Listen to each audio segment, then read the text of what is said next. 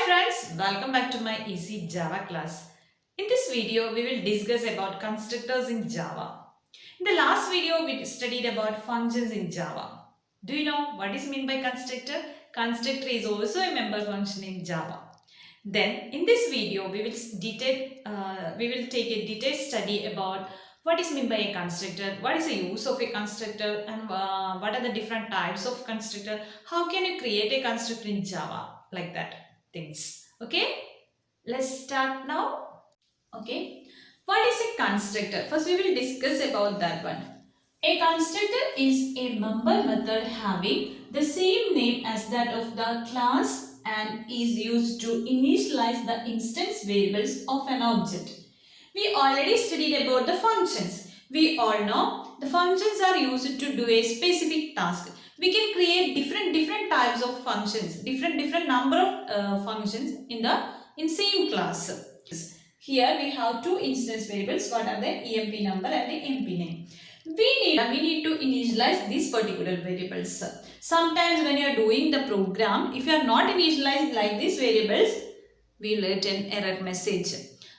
To avoid that situation, we can use these constructors. It is also a member function of this class, but some differences are there between the function and the constructor. What are they? See, when you are creating a function, you can use the same name of the class name. Okay, and it must have a return type also. But in the case of a constructor, you can use the same name of the class name. And it has no return type, even a void. See, when you are creating a function, we know we are writing like this: void add int like that way, or double add like that way. We are creating the functions. But in the case of a constructor, we have to use the same name of the class name, and don't write any return type. You just write the function bracket. Understood, all of you? And what is the purpose of that constructor? You can initialize these variables, instance variables. We know this is an integer variable. You must give any initial value. You can give any value. And this one is a string type variable. Because of that, we have to give string as an initial. Double inverted comma as an initial value.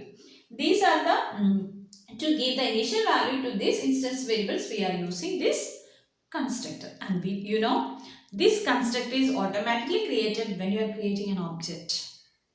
And what's the purpose of this constructor? It is used to initialize the variables. Understood, all of you? What is meant by constructor and what is the use of this constructor? I think you all understood this. Features of a constructor. First point, the constructor is defined with the same name as a class name. Okay. And second point, the constructor is used only to initialize the data members or the instance variables. It is used to initialize only the data members or the instance variables. Third point, the constructor is automatically called while creating an object. No need to call it again. When in the case of a function, we need to call that function. But in the case of a constructor, no need to call the constructor. Fourth point, the constructor needs no return type. That also we discussed. The constructor is always public. We all know we have three different types of access specifiers. What are they? Private, public and protector. In the case of a function, we can use any of this one. But in the case of a constructor, you must use only the public as access specifier only. Okay. And the last point is the constructor is overloaded automatically. No need to call it again. Understood, all of you? These are the main points when you are working with a constructor to remember. I think all understood. Let's check what are the different types of constructors. We have two types of constructors. What are they? Default constructor and the parameterized constructor. What is meant by default constructor? Do you know? A constructor without arguments are called a default constructor. The same thing in constructor with arguments are called a parameterized constructor. Okay. Let's check it with the help of an example.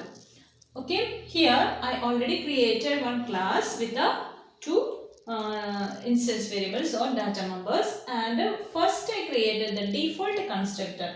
We know when we are creating a constructor, we are using the same name of a class employee and it has no return type. But in the bracket there is no arguments. This type is called a default constructor.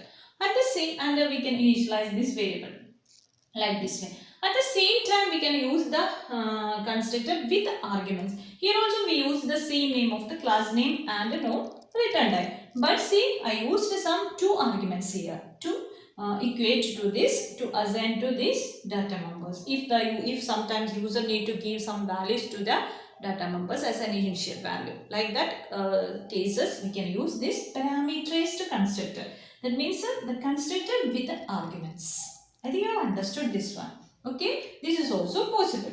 And one more thing, already we understood what are the default constructor and parameterized constructor. Okay, and one more thing, we know the function overloading means with the same name we can use different functions in the same class. That is what is called a function overloading. And in the case of a constructor, that is also possible. We can use both the default constructor and the parameterized constructor in the same class. See, both are having the same class, same name as the class name. This is what is called a constructor overloading. This is possible. One more, you can create more than one constructor in the same class. That is what is called a constructor. And if you want to destroy this constructor, we can use this symbol, tilde symbol. This is called a destructor. Okay, this is called a destructor, and just use this symbol and write class name, that is called a destructor. And if you want to copy the constructor into another if you want to copy a constructor, you can use copy constructor also. Okay, these are the things when you are working with a constructor to remember. Next I will show you what are the difference between function and a constructor. Okay, differentiate between a constructor and a function or methods. Okay, first point, the constructor has the same name as that of the class name. That means it is always using the same name of a class name. But in the case of a function name is different than the class name. Always it is using a different name other than the class name. Second point, the constructor does not need to be called in the main class. There is no need to call a constructor in the main class. But in the case of a function, a method is called in the main class. Third point, it will never return any value. That means it has no return type. But in the case of a function, it will return a value. It has a return type. Even sometimes it is not using a return keyword. It should be used the void as a return keyword, return data type. Okay. Then constructors. Fourth point, constructors are usually public. Always it is a it uses a public access specifier. In the case of a method, may be public or private. These are the main four differences between this function and a constructor. We should study this one also. Already we studied about a defined constructor. What are the different types of constructor? What are the main points to remember when you are creating a constructor?